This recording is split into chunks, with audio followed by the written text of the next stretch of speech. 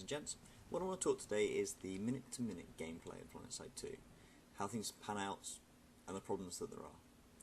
Now, I'm going to be talking today about how to break up the Zerg and encouraging field battles, because one of the big problems that Planetside 2 faces is that good battles are swamped with players on one side that unbalances the fight, sweeps across the field to the nearest facility where the defenders just get spawn camped. Now, this often leads to multiple platoon fights around one or two big facilities, complete with dozens of vehicles which only ever lose momentum when they reach a defended biolab, or that Zerg gets cut off by overextending, and slowly that force drifts off to fight elsewhere where they can get resources. Now, the rest of the map then gets maybe a squad, maybe a small platoon with 2 or 3 squads in it, but more often than not, it's pretty empty. Now, the Zerg exists for many reasons, but the main one is that it feels good to be there and be there winning, because, well, it's a victory. The victories feel good, that's how your body works. And rolling in with hundreds beside you pretty much will guarantee a win, particularly if you do it quickly, and get that spawn room camped down almost immediately. And for players who may not get a huge amount of experience killing, then that capture, base capture, rewards them for it. Now, the game has a number of solutions already in place. We've got the lattice put in place, which many people fought against, but personally I thought it was a good idea, although it was a shame to see the hex system go, because I thought it did have a lot of potential, but players weren't really gelling with it. Because what the lattice system does is it condenses down the fights to 1 or 2 areas per front, maybe 4 or 5 areas across the entire continent where you can fight at. Makes those fights actually happen, because for those of you that have forgotten or weren't around, what happened was you had the Zerg zerging around, just rolling through areas completely unopposed, and the defenders couldn't mobilise themselves fast enough because they didn't know where they needed to defend, or at least the vast majority of people didn't. Now, those Zergs would just keep on pushing straight through until they either met the opposing Zerg or the enemy warp gate, whichever one came first, kind of wash around chasing each other's tails. Now, we're also seeing some of the bases on Amrish being absolutely fantastic. The facilities themselves are really help out defenders. They've got multiple exits from spawn rooms, and that kind of links back to my previous video on spawn rooms and how they should and could be designed better. And to plain and simple, the devs have got a lot more experience at putting these bases together and making each one work as an individual fight, and giving defenders more of a chance with teleporters and etc, so they can get out of that spawn room relatively safely, or at least give them multiple options where 1 or 2 liberators or something can't just sit there and camp. Now, I've got multiple suggestions on how to improve the situation even further and try and break down that Zerg more so than it currently is. Now, ultimately this comes down to 2 separate parts. The first part is helping defence between bases to slow down those pushes and give defenders more of a chance to get actively defend before the enemies are around their spawn room. And the second way is discouraging the Zerg, and I've got multiple ideas there which should help with the situation. Now, the first thing I want to talk about is the areas between bases, not the base themselves, because defence has been improved there massively, but the areas between them, where we sweep across quite quickly, usually with Sunderers or tanks or harassers, well, when they're pulled, and we just kind of pass straight through it. There's very rarely any kind of real fight out in the world. It all focuses around the facilities. And I think this is a massively wasted opportunity, because there's going to be some fantastic fights there.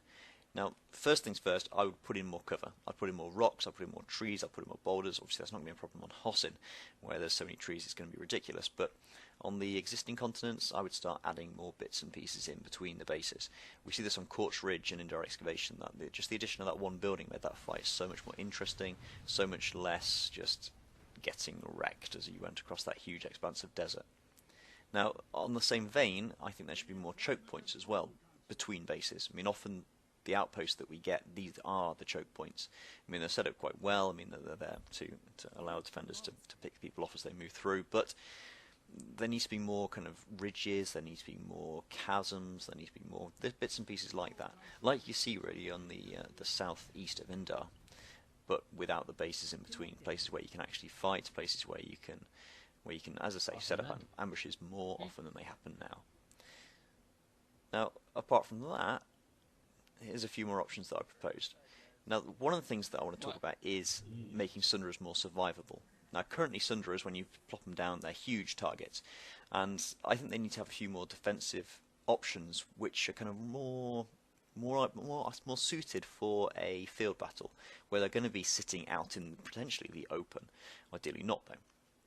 Now, as you can see on the image that I've got up on the screen now, we've got a regenerating shield bubble, which would be able to allow it to kind of tank damage, so it can be able to take a certain amount, it would heal itself up, potentially when it's not being damaged, or potentially while it's being damaged, to give it more survivability.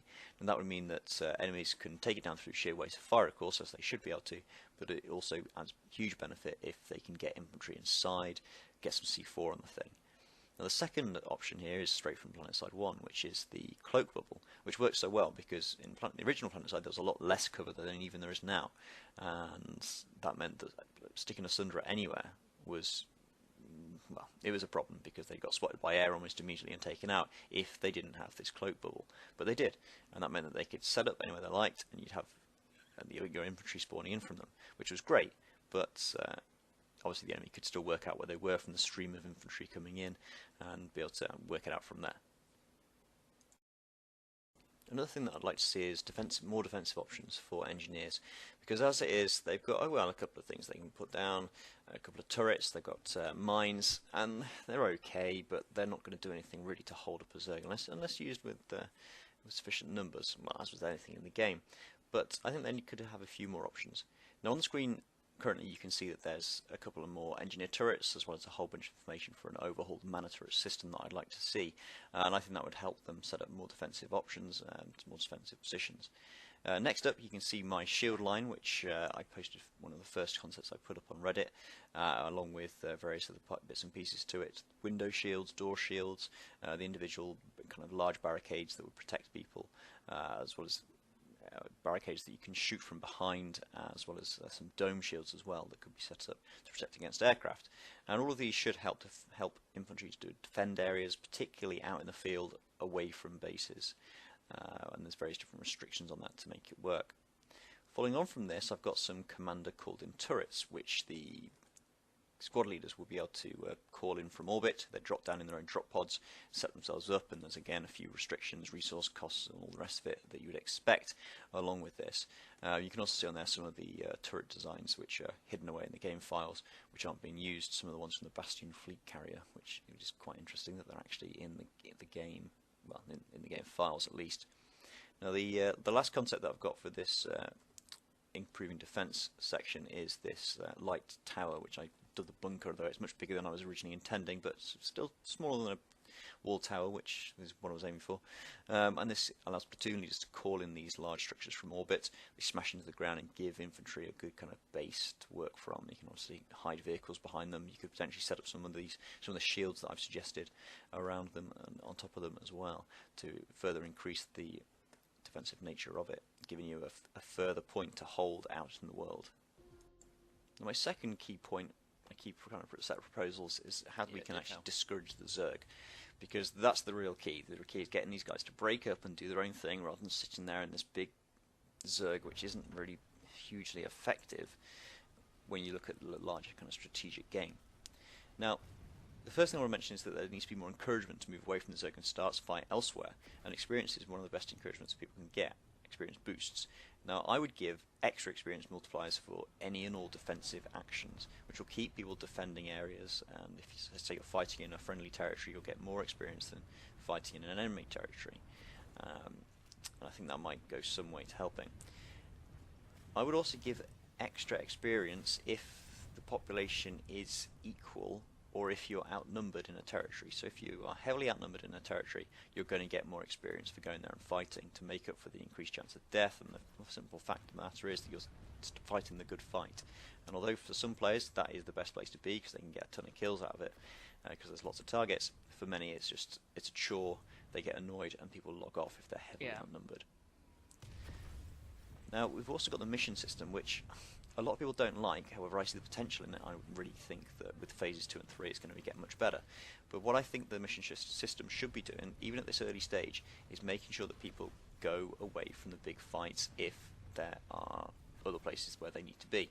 So, for example, if there's not very many defenders at the next area in the lattice, where the next logical mission would be, it doesn't send the entire force that's sitting there to that next base. It splits them off. It asks them to go to the other side of the map, potentially even to a different part of the world, a different continent maybe. Obviously, it's going to require a bit more coding, but well, it should help to break the Zerg up. Now, another problem that people have is especially when they relocate from a big Zerg fight where you've got lots of vehicles. I mean, as you can see on the screen now, is that they've got all these vehicles, they've got aircraft, and they want to relocate. Now with aircraft it's not so much of a problem because they can just fly over to the other side of the world relatively quickly, but if you're in a ground vehicle, a Sundra, a tank, it's going to take you a good length of time, particularly on some of the continents. Now you should be able to, well, deconstruct your vehicles, and I know it was removed, I don't know why it was removed, but I think it should be back in, and give you back some of your resources when you deconstruct. I mean, maybe only 40%, 60%, I don't know, something that's meaningful, but also not just deconstruct it at the first sign of trouble. I mean, to that end, you should also get some kind of kill experience if the enemy deconstructs their vehicle after you've put a significant amount of damage on it. I really want to see the fact that you can take vehicles through warp gates to other continents. It's super frustrating that you can't seem to manage that, well, you can't do it yet, and it should just be that if you, I don't know, it could be that you take it to the warp, you take your vehicle to the warp gate, it deconstructs, and you get all your resources back, or something like that. Or if it can't be done, so that you just appear on the opposite side, because that's something that's really key to getting people flowing around the world and making it feel like a world rather than just 3 separate maps. And one last thing is that camping spawn rooms is still a bit of an issue. Every single spawn room on the entirety of the world should have either an exit that's into another building directly, as we see on most of the bases at Amerish, or at least it's got a teleport to another room that has that covered exit, because leaving a spawn room to get camped by a single liberator is a joke and shouldn't be happening, frankly, particularly when you've got multiple aircraft over a base, which you can do very little about because they can just fly out of sight very quickly and return once you've reloaded or once they're repaired up. So those really are my suggestions on how to sort out this Zergy mess that we've got currently. Now that's not to say that I don't enjoy the game, and obviously I wouldn't have reached about rank 100 if I hadn't, and I want to put all the hours into it and put together all these concepts that I do, because I do massively enjoy it. It's far better than its predecessor, it's far better than most of the games on the market right now, because not only is it free to play, but it's also, the graphics are phenomenal, the gameplay is unique. I mean, the only place you're going to get battles even close to the sizes that we're looking at here in a first-person shooter is World War II Online, and that's certainly not got the impressive nature that this has, and yeah, you don't get this anywhere else, plain and simple. So, all in all, I'm massively impressed with the game, but I think that Zerg does need to be broken up, it does need to be changed, and we need to do something about it. With the additions that I've suggested here, and with the tweaks that I've suggested here, they should, when combined together, go some way to helping this. Now, obviously, there are other options, and if you want to say anything or comment on this, please leave a comment on this YouTube video or on Reddit, where I'll post this up. Thank you very much for listening, and if you enjoyed it, please subscribe and like this video. Thank you guys, good luck on the battlefield.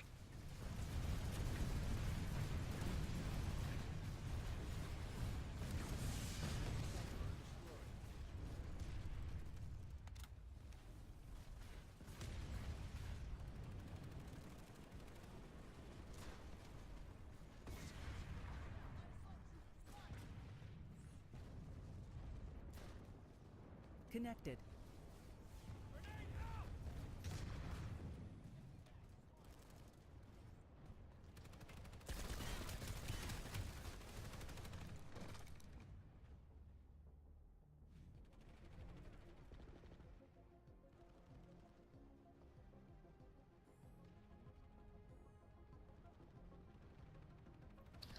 See ya. See ya. User joined your channel. Hello, can you hear me?